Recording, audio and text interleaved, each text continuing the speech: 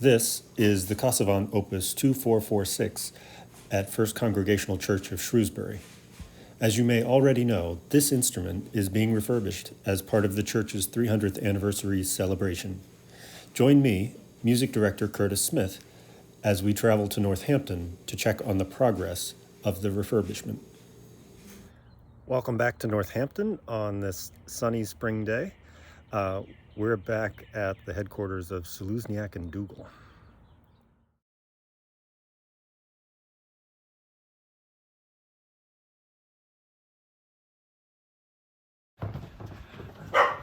And here's Richard, a familiar face.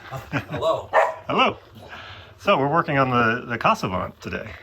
Yeah, and we got key contact blocks that screw onto the wind chests and receive the signals from the solid state relay. And this is the old cable here that is, as you can see, all the wires are the same color, which would make this very difficult to rewire to the new relay. And a modern cable looks something like this, where you have color-coded wires, so you just follow the code and there's no ringing out of the wires to see which one goes where or what node is what. But there's a lot of work involved in unsoldering all of these connections. All these connections would have to be unsoldered, cleaned up, and then the new cable strung in and attached. Luckily that board comes apart there. Yeah, this on the top unscrews here so that you can see what's inside. So you were telling me that R means return. R is return. So that's what most people would call ground. Correct.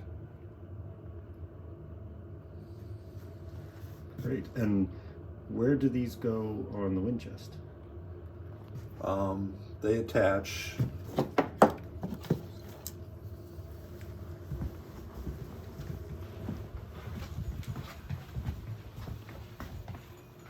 they would screw down over this strip of contacts like that.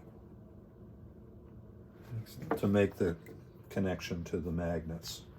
And these are the magnets here. These are the magnets here, which we have one taken apart. That's an armature. This is the cap. It all screws together.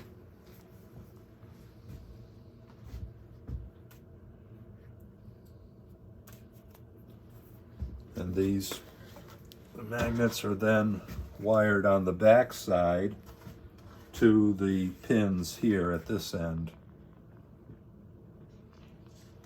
And these are kind of like staples that come through and have a post to attach the wire to. Fascinating. And here's your return wire here.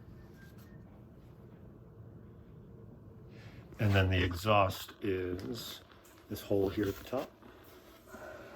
This hole communicates to the primary valve. From the magnet. I see the exhaust is... The exhaust would come through the port. Okay. And the numbers are handy? Right, those are the note numbers. So it makes servicing it easy. And this is from the 8-foot boredom.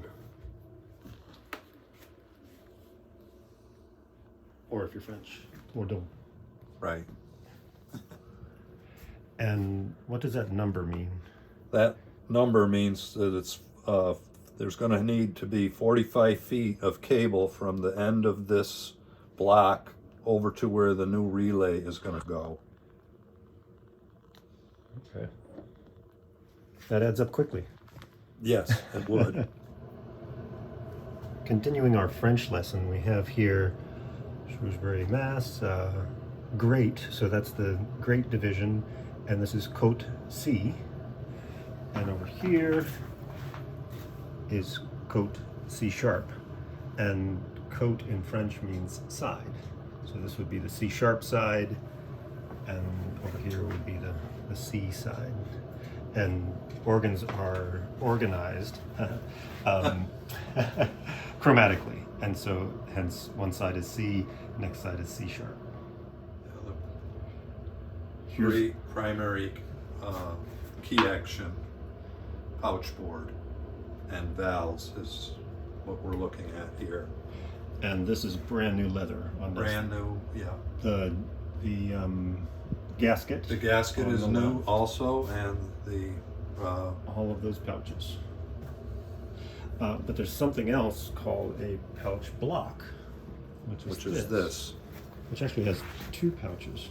A primary pouch and the pouch that sits underneath, and pouch and valve assembly that sits underneath the pipe. And this comes apart here and reveals that there's a gasket here and this gasket here, which we have material over on the tray there that is cut for these gaskets, not necessarily for this unit, but for smaller ones. And there are many. Yes, That well, you can show could go in the this way. array of them out here. Endless pouch blocks. These look like old gaskets, so they're about to get Yeah, refurbished. those have, nothing's been done to these. They're just out of the chest. So the great pouch board would attach right here, but there's something else down here that's curious. It's the stop action. You might be able to see in here because So you got enough this light, one, Curtis? I could use some light. There, right there is a new pouch. Yes. And the pouch boards that control the stop action look very similar to the pouch boards that control the individual nodes.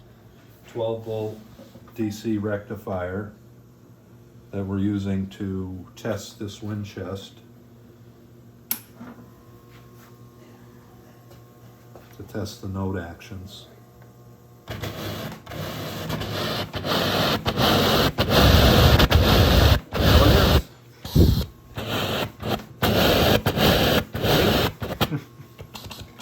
They all work.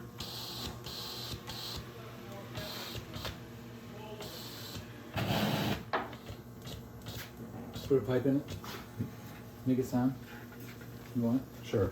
For The top note on, yeah.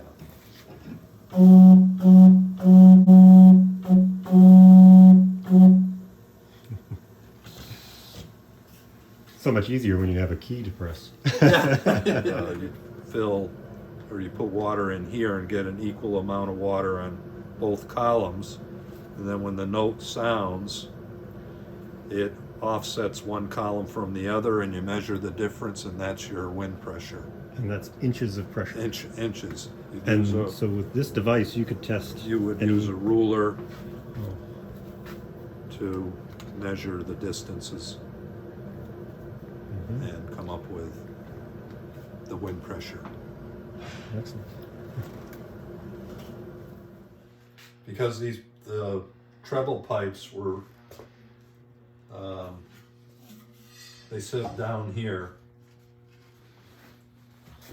and it was very difficult, if not impossible, to get at the tuners, because one has to reach across the grate pipework from the ladder in the grate to access these stopper handles, which you move up or down to tune the pipe. So what we're in the process of doing is creating a new toe board for these that would now put these pipes up at about this elevation here. So it makes access to the stopper handle a lot easier for the tuner. Okay. So does that involve building a new wind chest, basically? No, what we're doing is we created this manifold which is going to screw down to the toe board here. And then from these holes here is going to come a piece of PVC pipe cut to a certain length. And then there'll be a new toe board mounted here and a rack board above it, so to hold the pipes up, and that's how they'll get fed. And that would be similar to how you would install facade pipes. Yeah. Yep. Exactly, with a piece of flex coming from the main wind chest or a solid conduit to the toe board on the under the facade pipe. Excellent. Here's the PVC pipe that's going to connect. This is the new toe board. Right. It's going to go to the underside of that, the PVC. The magnets to silence the clicking that the magnets make. Yes. And a lot of them have been... Hi, Gerard. Hey. Were unglued here along the edges, so he's making repairs and gluing them all back up so they're all solid again. And John's over here Hello. at the drill press. So this looks like new construction. This is for where we're raising the pipes up. Oh, in Shrewsbury, yes. Yeah. So this is not called a toe board. This This is is the rack board. rack board, yes. So here's another improvement to the organ that you're making, just to make it more accessible to tune. Yes? This is a toe board for the great hole flute, which is we're gonna raise the pipes up so that the stopper handles are accessible to the tuner, whereas before they were down behind another set of pipes, making it difficult for the tuner to get at. Wow. And then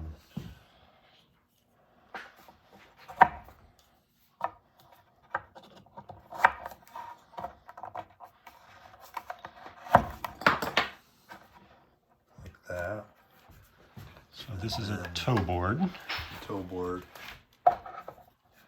brand new construction. And it will raise these pipes, make them more accessible to tune. To a new elevation. And then, is there a rack board that goes on top of that? No, well, I'll get that part.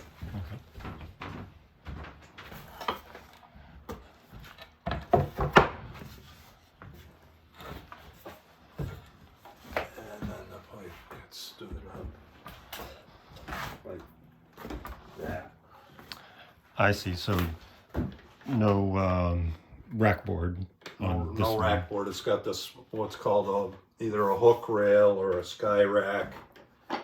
That the pipe, there's a hook on the back side of the pipe that goes into a boring here that holds the pipe upright.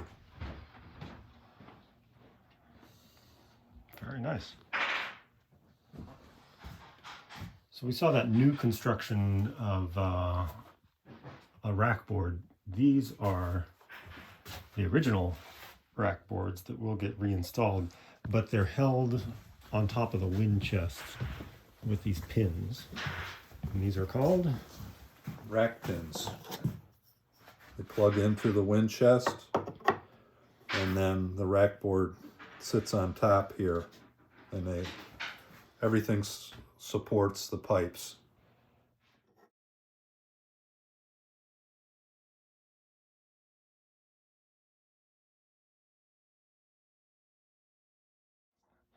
Well, thank you, Richard, Well, you're welcome, Curtis. and enjoy this beautiful spring day in Northampton. All right, will do. See you next time. Okay, bye-bye. Thank you for watching.